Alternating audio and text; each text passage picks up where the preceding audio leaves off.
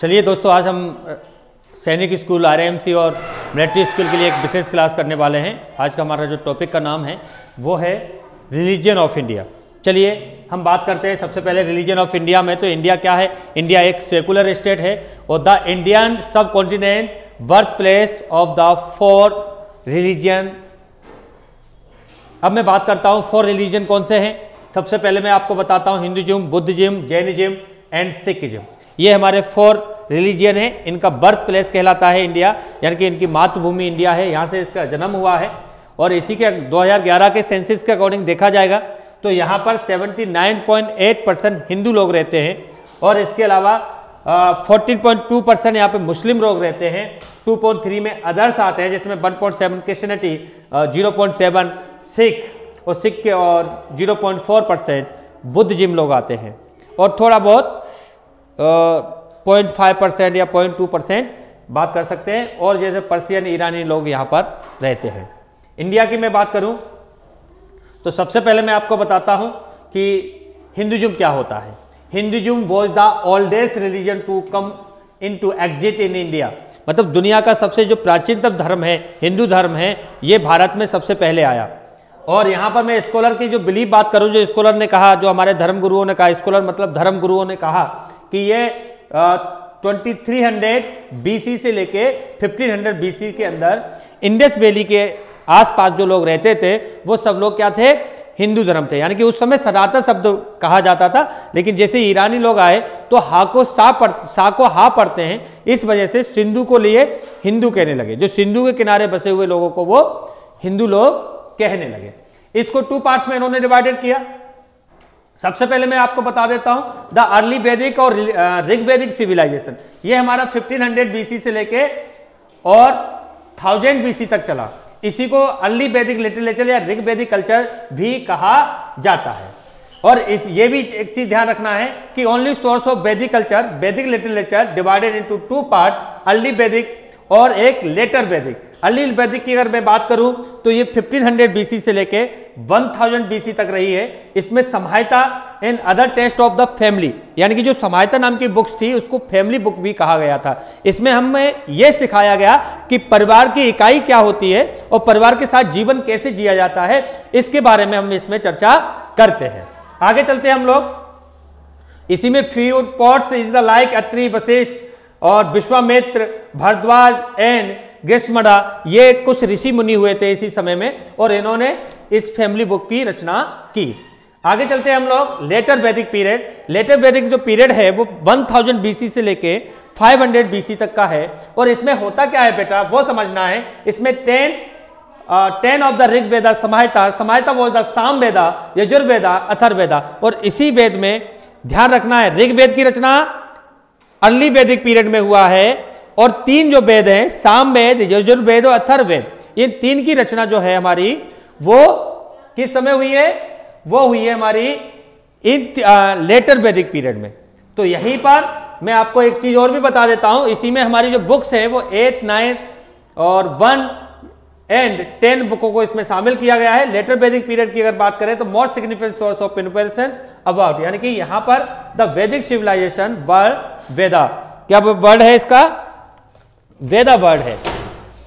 अब यहां पे आगे चलते हैं कि वेदा का मीन्स क्या होता है। वेदा का मीन्स मतलब होता है नॉलेज, यानी कि वेद मतलब नॉलेज, प्रकाश। यह भी कहा गया है द वैदिक literature has the involved course of many countries century was the handed down from the generation to generation the word of mouth। और ये जो हमारा वैदिक कल्चर जो है, वैदिक नॉलेज जो है वो माउथ के थ्रू एक पर्सन से दूसरे पर्सन से तीसरे पर्सन में फैलता रहा और अभी तक ये हिंदू सनातन संस्कृति चली आ रही है।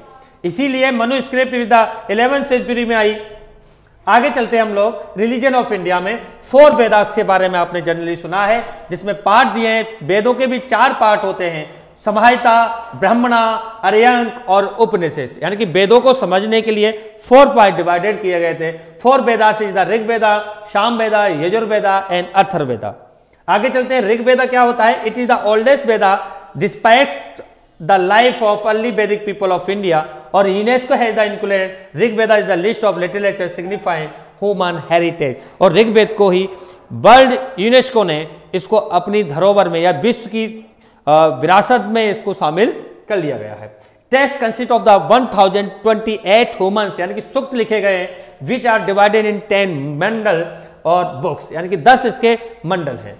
मंडल 2 और 7 में किसके लिए बात कहा गया है? For the oldest part of the Rigveda Samhita are the called family book. तो 2 और 7 का जो मंडल है इसमें संहिता लिखी गई और इसको हम फैमिली बुक के नाम से भी जाना जाता है। आपने देखा था जब तक वैदिक कल्चर था तब तक फैमिली जॉइंट हुआ करती थी, पूरा गांव एक फैमिली के लिए माना जाता था, पूरा एक प्रदेश फैमिली कहता था अपने आप को, इसीलिए सब लोग मिलजुल कर रहते थे। आगे बात करते हैं हम लोग। अब आते हैं मंडल 9, डेडिकेट ऑलरेडी तो सोम को डेडिकेट किया गया है, इंद्र को डेडिकेट किया है। मंडल 1 में क्या किया गया है? इसको अग्नि, वरुण, सौर, मित्र, रुद्र, यानी कि भगवान शिव को भी, इसको विष्णु को भी इसमें मेंशन किया गया है।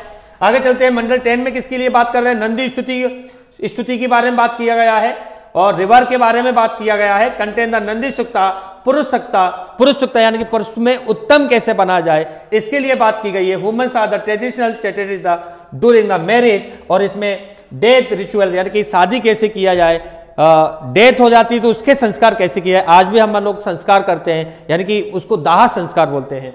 इसके बाद इन्हें ओनली सर्वाइंग कैसे द ऋग्वेदा, सकाला, सखा, द उपवेदा ऑफ ऋग्वेदा, आयुर्वेदा, और इसका जो उपवेद हुआ ऋग्वेद का उसको बोलते हैं हम आयुर्वेदा। आगे चलते हैं हम लोग बेटा, आगे चलते हैं सामवेदा। सामवेद में क्या है? Veda of chants verses is the down almost holy from Veda are the provide musical notations are intent is the aid to the performance of sacred song, यानी कि परमात्मा को प्राप्त करने के लिए भजन के माध्यम से, संगीत के माध्यम से ईश्वर को प्राप्त किया जाए। और इसके जो फाउंडर हैं वो हमारे भगवान शिव हैं। इसी में नटराजन भगवान ने जन्म लिया और नटराज में पहली बार भगवान ने अपनी इंद्रियों को जीतने के लिए म्यूजिक और डांस का यूज किया गया। इसको शिव तांडव भी कहा जाता है। अब सामवेदा को उपवेदा कौन है? गंधर्व वेदा। और जब संगीत आता है तो वहां प्रेम की शुरुआत होती है, गंधर्व की शुरुआत होती है और प्रेम की शुरुआत होती है तो भगवान की प्राप्ति होती है। पहले डांस ओनली फॉर भगवान को रिझाने के लिए किए जाते थे। आज के डांस नहीं है कि डांस बार खोल दिया, पहले के डांस ईश्वर को प्राप्त करने के लिए किए जाते थे और ये डांस शुरुआत जो हुई थी वो भगवान शिव से शुरुआत हुई थी। चलिए हम आगे चलते हैं बेटा, आगे बात करते हैं Yajurveda versus of ritual knowledge, यानी कि पूजा पाठ कैसे किया जाए, कैसे जीवन को जिया जाए। ये सारी की सारी इसमें नियम, पद्धति, विधियां सब कुछ इसी में दिया हुआ है। इसके 2 पार्ट्स थे, एक शुक्ल यजुर्वेदा, इसको यजस्ना भाई या व्हाइट यजुर्वेदा कहते हैं, दूसरा कृष्ण यजुर्वेदा, इसको ब्लैक यजुर्वेदा कहते हैं। और मैं आपको बता देता हूं ये दोनों के दोनों जो है यहाँ पे जो कंटेंट, कथा, मैत्रायणी, तत्रिया, कपिस्तला, ऋषेशन, मतलब इन ऋषियों ने इनको लिखा हुआ है। और इसका जो उपवेदा है उसको यजुर्वेदा कहते हैं और यजुर्वेदा का उपवेदा धनुर्वेदा होता है। क्या होता है? सामवेद का गंधर्व वेदा, ध्यान रखना है, यजुर्वेदा का धनुर्वेदा, यानी कि इसमें धनुष विद्या वगैरह और लड़ाई वगैरह, युद्ध जीतने की कलाएं, ये सारी की सारी इसमें सिखाई गई हैं। पूजा पद्धति वगैरह ये सब का सब इसमें आता है। अब मैं बात करता हूं अथर्ववेदा की। किसकी बात कर रहा हूं मैं? अथर्ववेदा। अथर्ववेद क्या होता है? It contain spell with magic spells to the words of evil space और डेंजर, यानी कि इसमें तंत्र, जादू, टोना, ये सारी की सारी जो मैजिकल विद्या है, मैजिकल हमारे नॉलेज है, वो सबका सब इसमें शामिल किया गया है। आगे चलते हैं बेटा, फिर आते हैं इसके बाद इसका जो उपवेदा होता है वो अथर्ववेदा होता है। इसमें 20 कांड्स हैं और 711 ह्यूमन्स यानी कि सूक्त हैं, ये आपको याद रखना है। फिर इसके बाद ब्राह्मण युग चलता है। The Brahmanas consist of the detail about the meaning of Vedic humans, the application organs the story, every Veda has the several Brahmana attached to its, यानी कि जो वेद लिखे हुए हैं उसमें कई ब्राह्मणों ने अपने आप को इसमें इन्वॉल्व किया हुआ है और कई ब्राह्मणों ने के द्वारा इन वेदों की रचना की गई है। आगे हम बात करते हैं इसके बाद, जैसे कुछ ब्राह्मण हैं जिनके बारे में आपको अबाउट दिस बता सकता हूं, जैसे तांड्य, जमनिया ब्राह्मण सामवेदा को डिटेलिंग्स दी, तत्त्रीय और सतपथ ब्राह्मण ने यजुर्वेदा की डिटेलिंग्स दी। थोड़ा सा हम और आगे चलते हैं।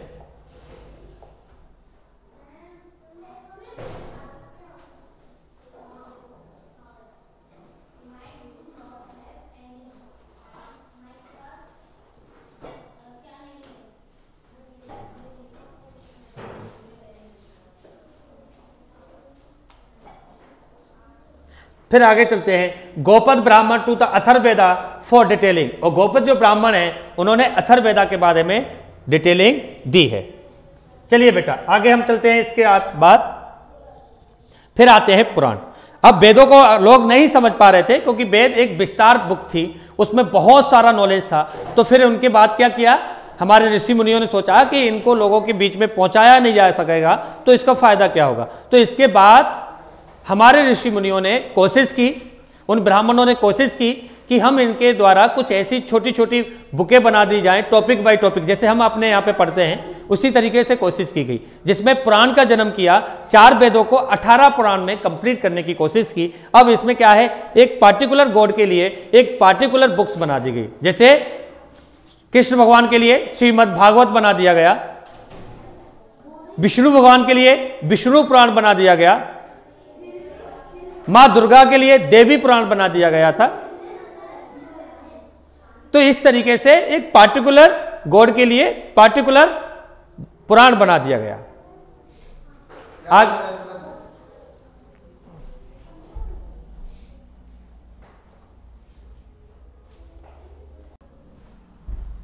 चलिए हम पुराणों के बारे में बात करते हैं। तो पुराणों का जो मीन्स होता है एशियंट यानी कि पुराना, वो नॉलेज जो हमारा प्राचीन है उसके बारे में बात की गई थी। Puranas considered with compose by Ved Vyas, और इसको कंपोज करने वाले थे यानी कि इसके बारे में जो डिटेलिंग देने वाले थे वो महर्षि वेद व्यास थे।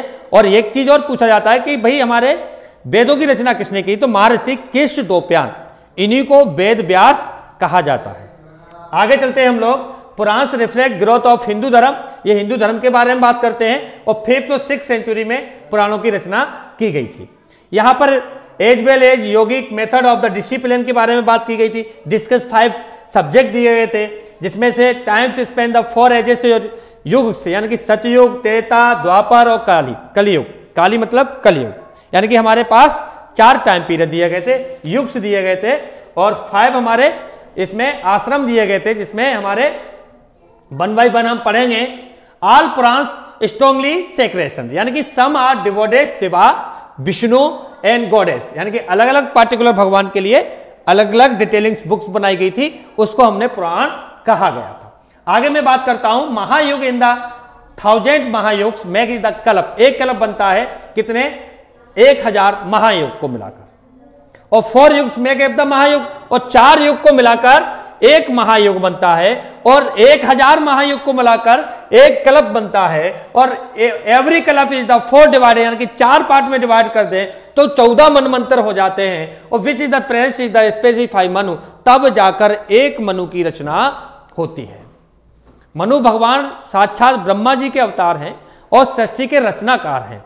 आगे हम बात करते हैं युग, यहां पे देखिए, ईच युग से periodically destroy the again recreation of the world occur with the cyclic decline, revival और धर्म।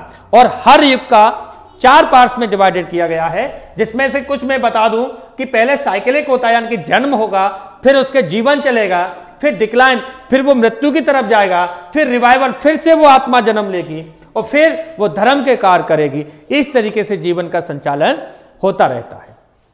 आगे चलते हैं, द पुराण इज डिवाइडेड, 18 महापुराणों में डिवाइडेड किया गया था। ये कई बार क्वेश्चन पूछा गया है कि भैया ये बताइए कि पुराणों की रचना किसने की, तो महर्षि वेद व्यास जी ने। और कितने पार्ट में डिवाइडेड किया है वेदों को, पुराणों ने 18 पार्ट में डिवाइडेड किया है, जिसमें से कुछ के नाम मैं बता देता हूं। विष्णु पुराण, ब्राह्मण पुराण, ब्रह्म पुराण, नारद पुराण, पद्म पुराण, गरुड़ पुराण, मत्स्य पुराण, कूर्म पुराण, शिवा पुराण, शिव पुराण, अग्नि पुराण और भागवत ईटीसी, ये सारे के सारे हमारे पुराण हैं। आगे चलते हैं बेटा, और इसी के बाद उपनिषद, सेकेंडरी पुराण के बाद उपनिषद की रचना की गई थी, वो या उप पुराण कह सकते हैं। The Upapurana is the regarded the post Vedic text, और इसमें पूरा का पूरा जो हमारा डिटेलिंग है, नॉलेज है, वो वैदिक पीरियड का है, वैदिक कल्चर है। आगे चलते हैं, religion of India, now is the difference between Vedas and the Purana, क्या इनमें डिफरेंस है, तो धर्मशास्त्र, धर्मशास्त्र आज द संस्कृत टेक्स्ट बुक, मतलब इनको संस्कृत में ही डिटेलिंग किया गया था, समझाया गया था, और प्रोवाइड गाइडिंग रूल्स और principle order regulatory society and this is the conduct. मतलब ये काम क्या करता है धर्मशास्त्र भैया? धर्मशास्त्र करता है हमारी फैमिली को चलाने के लिए, परिवार को चलाने के लिए, समाज को चलाने के लिए। रूल और रेगुलेटिंग की एक बुक है जिसमें कैसे जीवन जिया जाए, कैसे लोगों के कर्तव्य होते हैं, ब्राह्मण क्या कार्य करेगा, वैश्य क्या कार्य करेगा, शूद्र क्या कार्य करेगा, क्षत्रिय क्या कार्य करेगा, जीवन की क्या शैली होनी चाहिए, कैसे मृत्यु के संस्कार होंगे, कैसे विवाह होगा, ये सारे की सारी चीजें जो रूल और रेगुलेशन की बुक्स थी, ऐसे कह सकते हैं कि उस समय की ये कॉन्स्टिट्यूशन बुक है।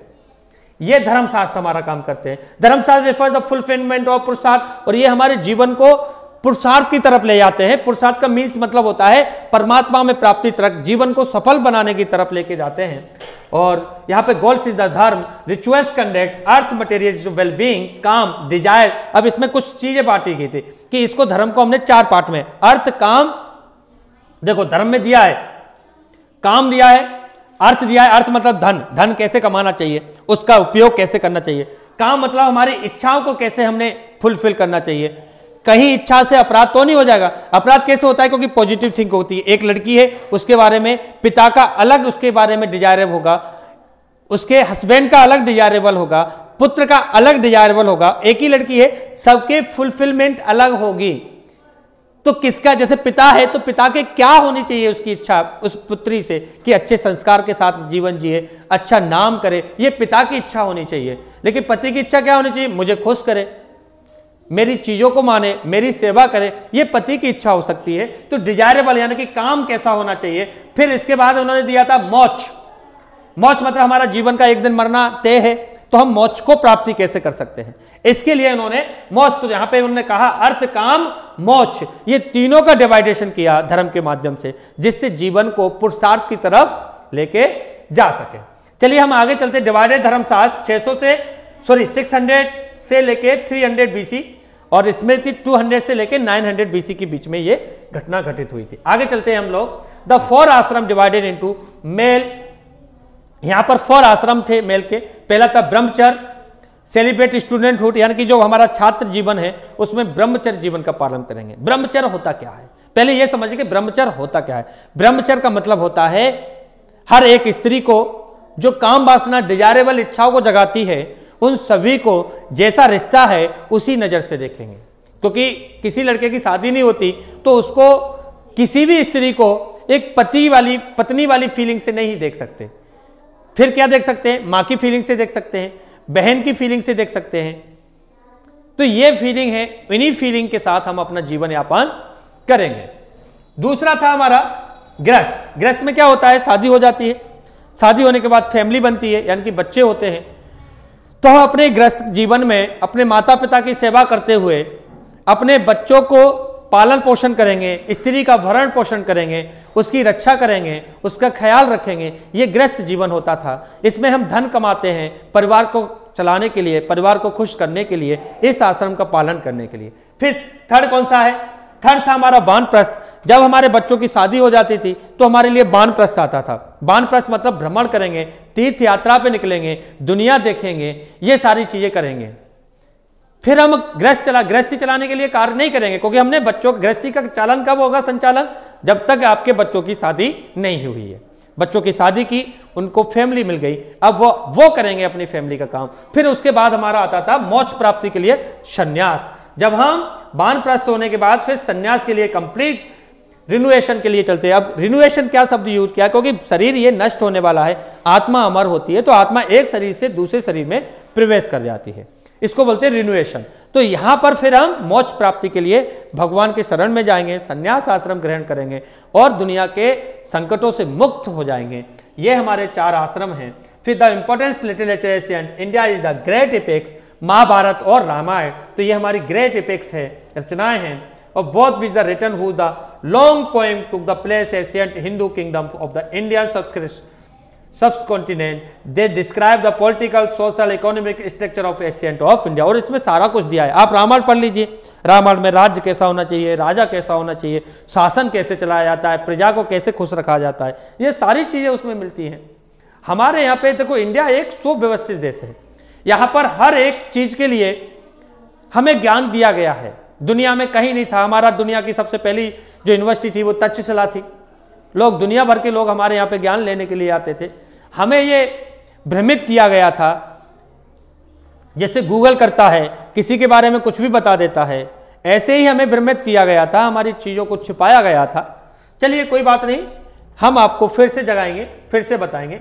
फिर आते हैं, इसके बाद हिंदू धर्म समाप्त होता है, जनरल जैनिज्म धर्म के पास चलेंगे। जैनिज्म धर्म के जो फाउंडर हैं वो ऋषभदेव है। कौन है बेटा? ऋषभदेव। और यहाँ पे Jainism is the very ancient religion, some the traditional. और वैदिक कल्चर जो था, जो आम लोगों में नहीं पहुंच पा रहा था, तो कुछ ऋषियों ने ये कोशिश की, ऋषभदेव जी ने, कि भैया इसको हम लोगों में तक पहुंचाए।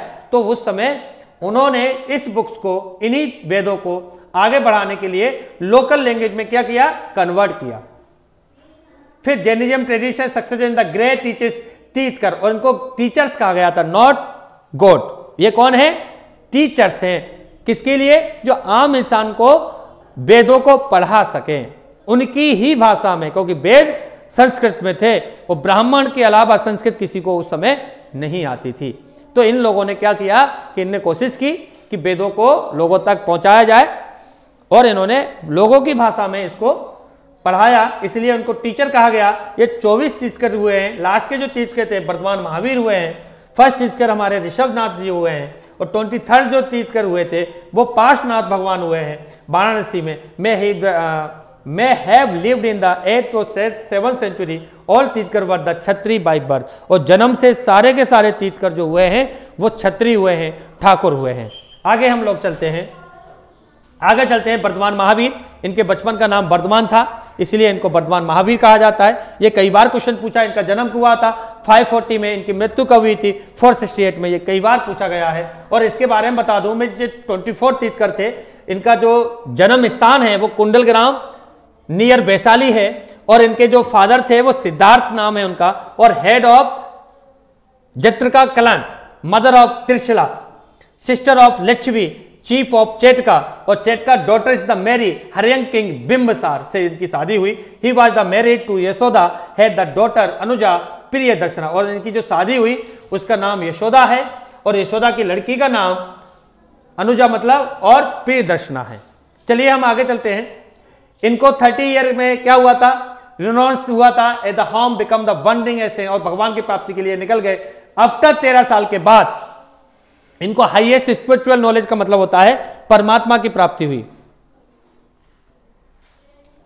आगे हम लोग चलते हैं।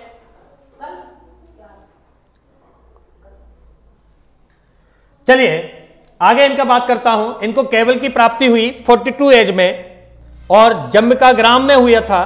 केवल मतलब मोक्ष की प्राप्ति, ईश्वर की प्राप्ति। Therefore is the called Mahavira जय जिनेंद्र जितेंद्र। ये इनका एक स्लोगन दिया था इन्होंने, और इनका मतलब होता है वन हु कॉन्क्रेड हिज सेंस, मतलब मैं भगवान की अर्थ हूं, मैं ही बताता हूं भगवान को। फिर निग्र था, फ्री ऑफ ऑल बॉन्ड्स, केवल, और पूरे संसार के बंधनों से मुक्त हो गया तो उसको केवल की प्राप्ति होती है। He preaches the teaching of 30 years and died Pava. और 30 साल शिक्षा देते देते पावा में 72 ईयर की एज में राजगृह में इनकी मृत्यु हो जाती है। तो ये कुछ महावीर स्वामी के बारे में बताया गया है। इसमें से कई क्वेश्चंस आते हैं, आपको अच्छे से पढ़ना है। अब इसके बाद हम चलते हैं रिलीजन ऑफ इंडिया। जैनिज्म की कुछ चीजें हैं। इन्होंने जो अपने जैनिज्म में टॉट मतलब सारी चीजें थी वो पाली और प्राकृत में क्या किया था? कन्वर्ट किया था। किसको? वेदों को। वेद संस्कृत में हुआ करते थे, और उस समय क्या था? It was accessible to people of all caste. उस समय सारे लोगों को इन्होंने इन्वाइट किया कि सभी लोग लीजिए, भगवान का ज्ञान है, सभी के लिए है। इसीलिए ये धीरे धीरे करके ग्रोथ एज पे चलने लगा। और miserable the lives Jainism the offer them honourable places about 200 years after the death of Mahavira. उसके 200 साल तक भी ये चलता रहा। Ganga valley from the Chandragupta Maurya ने इसी को स्वीकार किया लास्ट में जाके। फिर भद्रभाऊ जी ने, फिर अनडिवाइडेड जैन संघ बना। Migrate of Karnataka Jainism spread the southern India after that. और इसके बाद भारत के साउथ और नॉर्थ में भी ये धीरे धीरे करके फैल गया। आगे चलते हैं। टीचिंग ऑफ जैनिज्म में क्या कहा उन्होंने?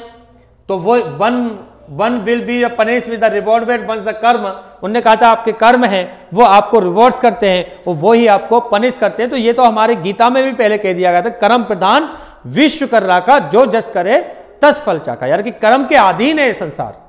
जैसा कर्म करेंगे वैसा ही फल मिलेगा, जैसा बीज बोएंगे वैसा ही हम काटेंगे। ये सारी चीजें हमसे पहले से भी कह रखा था।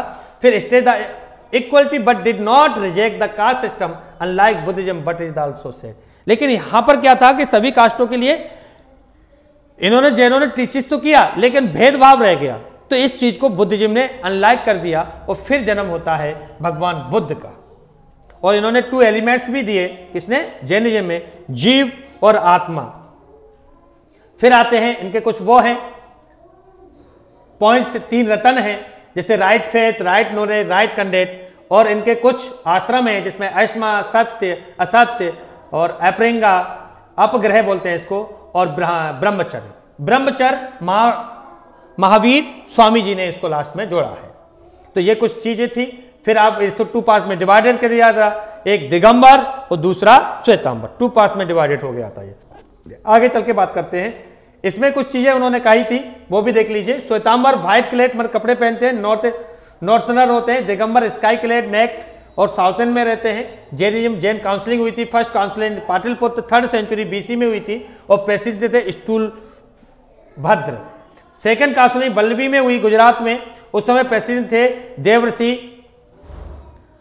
फिर रॉयल पैट्रन्स ऑफ जैनिज्म। आगे साउथर्न की अगर बात करें तो साउथ में इसको कदम डेंसिटी, गंग डेंसिटी, अमोंग वर्षा और कुमारपाला, चालुक डेंसिटी तक शामिल हुआ था। और नॉर्थ में अगर बात करूं तो बिंबिसार, अजातशत्रु, चंद्रगुप्त मौर्य, बिंदुसारा, हर्षवर्धन, अमा, बिंदुसारा और खरवेला, ये कुछ राज शासन थे, उनमें इनको प्रभावित किया और तब तक ये धर्म के लिए प्रचार प्रसार भी हुआ। फिर आते हैं बुद्धिज्म हमारे, तो बुद्धिज्म वॉज द स्टार्ट है, गौतम बुद्ध भगवान बुद्ध ने किया था। और ये शाक्य वंश के थे, क्षत्रिय कुल थे। और Gautam Buddha was born in the year 563 BC at Lumbini near Kapilavastu district of Nepal. और इनका नेपाल में जन्म हुआ, लुम्बिनी कपिलवस्तु के पास में। और यहीं पे मैं बात करूं, इनका जो जन्म हुआ था उस दिन फुल मून डे था, यानी कि पूर्णिमा थी, उसको बुद्ध पूर्णिमा के नाम से भी जानते हैं। अब बात करते हैं his father name was the king Shuddhodana. इनके पिता का नाम शुद्धोधन था और माता का नाम Trishala. Mother name is the Mahamaya who was the princess of the कोशला density का। 7 days after the birth Gautam Buddha her mother dead. और जन्म के 7वें दिन इनकी मां की मौत हो जाती है। फिर इसके बाद क्या होता है, Gautam the title of the Gautam. और इनका जो गौतम लगा हुआ है वो मां गौतमी का टाइटल लिया है इन्होंने, मां का नाम अपने शामिल कर लिया, इसलिए इसको गौतम बुद्ध भी कहा जाता है। आगे चलते हैं।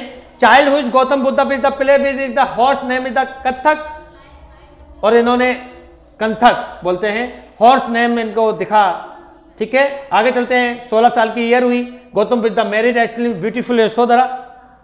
और इनका एक खूबसूरत लड़की से शादी हो जाती है, राजकुमारी यशोधरा जी से। इनका एक बच्चा होता है राहुल, उसका नाम क्या रखा जाता है? राहुल। और बच्चे के जन्म के दूसरे दिन ही ये अपने घर का त्याग कर देते हैं।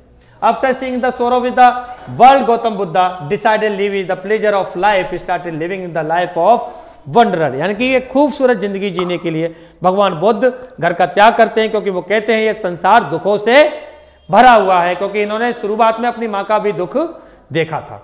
आगे हम लोग चलते हैं। Living in the life wanderer at the age of 29 years is the left home is the search of salvation. यानी कि निर्माण की प्राप्ति के लिए ये 29 ईयर की एज में घर का त्याग करते हैं। इसके बाद बिकम द डिसिपल अलारा कलाम। इनके जो गुरु हुए थे वो अलाल कलाम हुए थे, but is the was not convict is the teaching. लेकिन ये पूर्ण रूप से उनसे सहमत नहीं हो पाए। Move is there become of the disciple Utkarsh Ramaputra. फिर उद्रका रामपुत्र के पास चले जाते हैं ये। और एक अच्छे मतलब क्या कहते हैं डिसिपल जीवन के लिए, वंडरल जीवन के लिए हमें क्या करना चाहिए, इसके लिए प्रयास करते हैं। 6 years and 1 day of the बोध गया अंडर द पीपल ट्री। एक दिन 6 साल के बाद एक दिन ये बोध गया में पीपल पेड़ के नीचे बैठते हैं, अटेन इन द निर्माण, और उनको ज्ञान की प्राप्ति होती है। तब एज इनकी 35 ईयर होती है। Tapasva Malik the become first disciple of the Gautam Buddha, where is the Anand was the most favourite disciple of Gautam Buddha. और इनका पहला शिष्य बनता है, उसका नाम था आनंद। वैसे हमारे में आनंद का नाम भगवान का कहा जाता है कि कृष्ण का जो नाम है वो आनंद है, क्योंकि नंद के आनंद भयो जय कन्हैया लाल की, यानी नंद के आनंद का मतलब कृष्ण का जन्म होता है। तो उन्होंने भी इतना ही प्रिय नाम अपने शिष्य का रखा, उसका नाम था आनंद। फर्स्ट जन्म सारनाथ, और इनकी पहली जो सभा हुई थी सारनाथ में हुई थी, और इसी सभा को इन्होंने धर्म चक्र परिवर्तन और turning of the wheel of law भी कहा था। आगे हम लोग चलते हैं। Is the last day of the life of rich Vaishali where is the disciple name Kunda fed him pork due to the which is the dead age 18 year. और एक दिन लोहार के घर में निमंत्रण पे गए, वहां पर खाना खाया और खाने में उनको पोर्क दे दिया गया था, पोर्क मीट बोलते हैं, खाने में दे दिया और भात दे दिया था। इससे पॉइजनिंग होने की वजह से शरीर में उनकी मृत्यु हो जाती है। ये कुछ कहानी थी हमारे भगवान बुद्ध की, जिसका राम की मूर्ति में भी उनको शामिल किया गया है। उनके डिसिप्लिन जीवन को महानतम की तरफ लेके गया, पुरुषार्थ की तरफ लेके गया। चलिए अब इसके बाद, और इनकी जो डेथ हुई उसको महानिर्माण कहा गया था। Gautam Buddha gave is the great truth of life. इन्होंने कुछ चीजें कही हैं। पहला कहा था the world fulfil sorrow and misery, संसार दुखों से भरा हुआ है, ये गौतम बुद्धा ने कह दिया था। The desire human being is the main cause of सोरो, उनने कहा था कि इंसान की इच्छाएं ही, उनकी डिजायर ही उनके दुखों का कारण है। तीसरी बात की थी if there are no desire there are no sorrow, उन्होंने कहा ना तो डिजायर होगी तो ना ही दुख होगा। अगला उन्होंने फोर्थ दिया था desire can be concrete be 8 fold path, और डिजायर को कंट्रोल करने के लिए उन्होंने 8 अपने रास्ते दिखाए, 8 उन्होंने प्रवचनों में नियम बताए। सबसे पहला है राइट स्पीच, सत्य बोले तो हम इच्छाओं को कंट्रोल कर सकते हैं। दूसरा राइट लिवहुड, सही जीवन यापन हो। तीसरा राइट एफर्ट्स, सही हमारे कार्य हो। राइट थॉट, सही सोचे।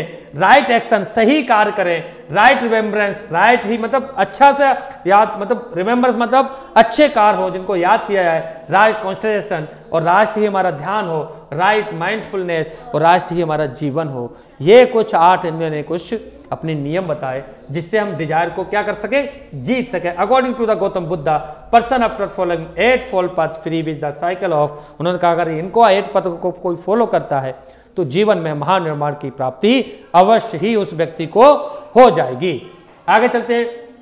बुद्ध का कुछ लिटरेचर है। विनय पत्रिका, सुता पिता का, अभिनवम पिता का, मलेम पानो, त्रिपिता का, ये सारे के सारे बुद्ध फिलोसफी के द्वारा लिखे गए हैं। इनके द्वारा, इन किताबों से इनका सोर्सेस है और मिलता है। फर्स्ट काउंसलिंग अजातशत्रु ने किया था, वो कहाँ पर, राजगृह में। उस समय चेयरमैन कौन थे, महाकश्यप।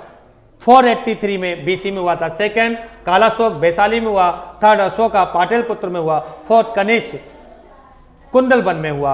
और उस समय ये सारी चीजें दी गई हैं। यहाँ पे सब कामी हैं, मोगली पुत्र है और भस्ममित्र है। और यहाँ पे 383 100 ईयर, फिर 250 और फिर 72 AD। आगे चलते हैं हम लोग। अब इसके बाद टाइप्स ऑफ बुद्धा, ये 2 पार्ट्स में डिवाइडेड हो जाता है, एक हिनायान एक महायान। फिर आगे चलते हैं। फिर तीसरा और डिवाइडेड होता है विजरायन, ये 3 पार्ट में डिवाइडेड हो जाता है। इनका सबका रोल भी अलग अलग है। पहला देखिए हिनायान क्या करते हैं, they are real teaching of Gautam Buddha, ये भगवान की जो बताई हुई पद्धति है, बताए हुए नियमों पे चलते हैं। They do not believe idol worship Pali language use of Hinayana, और ये पाली लैंग्वेज को यूज करते हैं और ये पूजा पाठ नहीं करते हैं।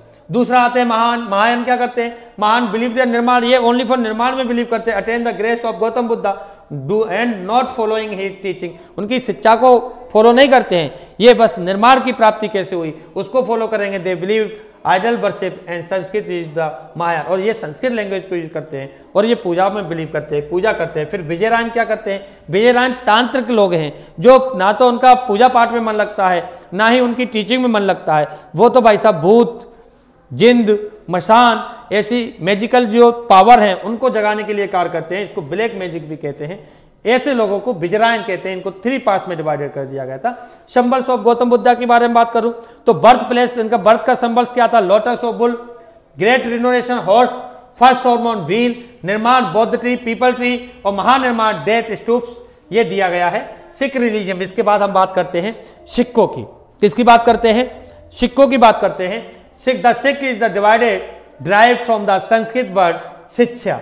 शिक्षा को कहां से लेते, देखिए एक चीज का समझना होगा, सनातन धर्म एक अलग चीज हुआ, लेकिन बाकी बात जितने भी धर्म आए वो एक टीचर्स के रूप में रिप्रेजेंट किए अपने अपने विचार। जैसे अभी जो ऋषि मुनि हैं, बाबा वगैरह हैं, उनके कुछ लोग फॉलोवर हैं, जैसे रविशंकर जी महाराज हो गए हमारे, और योग गुरु रामदेव जी हो गए, इनके जो लोग फॉलोवर हैं, तो वो सोचते हैं कि इन्होंने जो कहा है वो ही सत्य है, इसी तरीके से यहाँ पर भी हुआ। तो मतलब यहाँ पे सिखिज्म का मतलब होता है शिष्या, शिक्षा मीनिंग डिसिपल लर्नर, यानी कि सीखने वाला। The Sikh religion originate with the advent of Guru Nanak ji ने इनका फाउंडर हैं।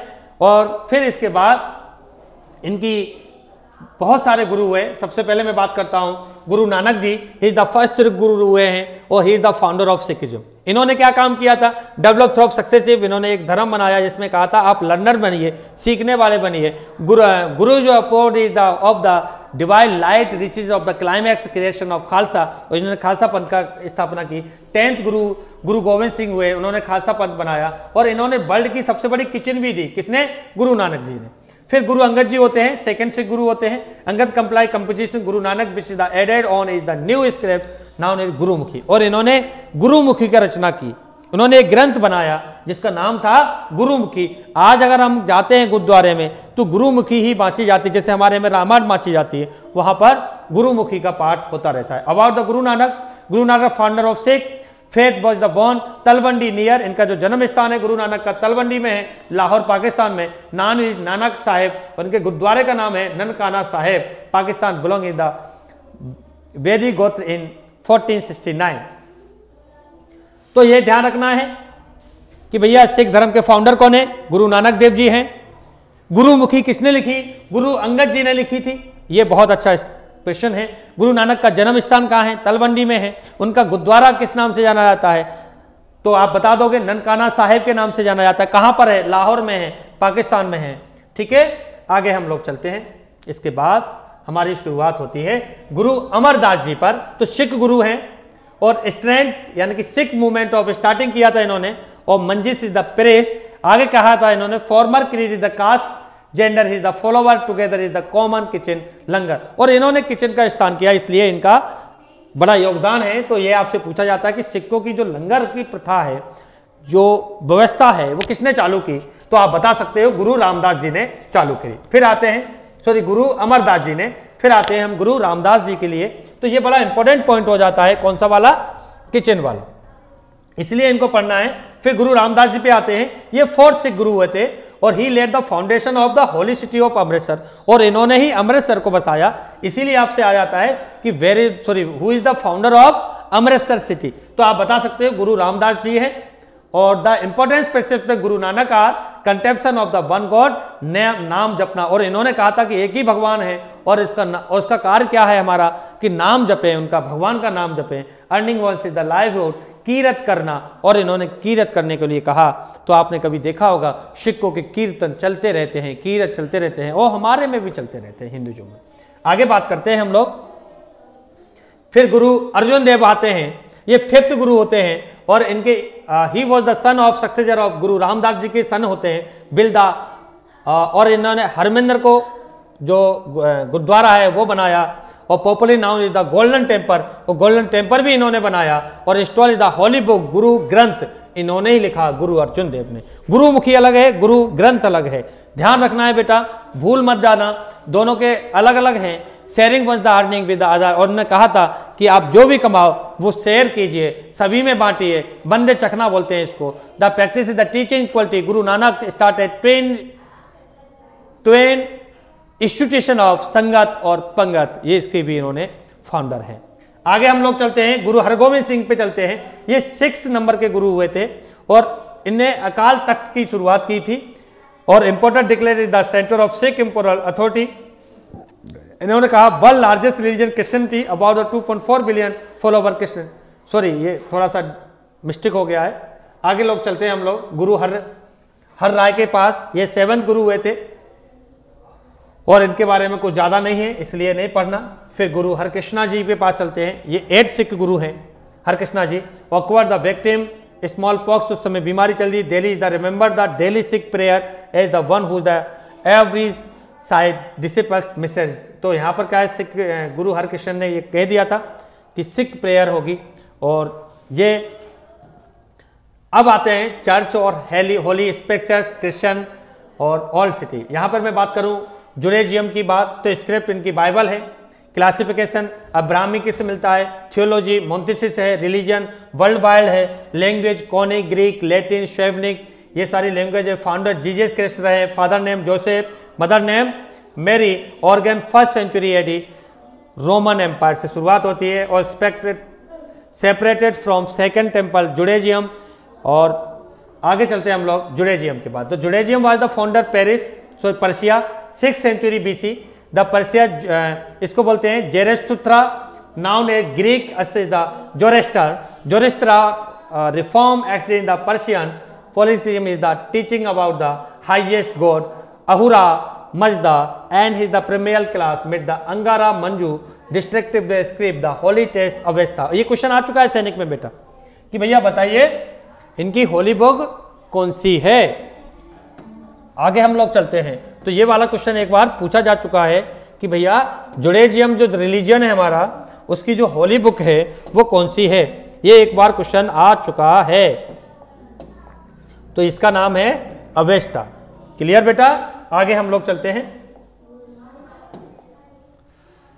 फिर चलते हैं। ये हमारा पूरा का पूरा हमारा जो थ्योरी का पार्ट है वो हो चुका है बेटा। आगे हम नया पार्ट इसका MCQs का लेके आएंगे। तब तक के लिए जय हिंद, जय भारत।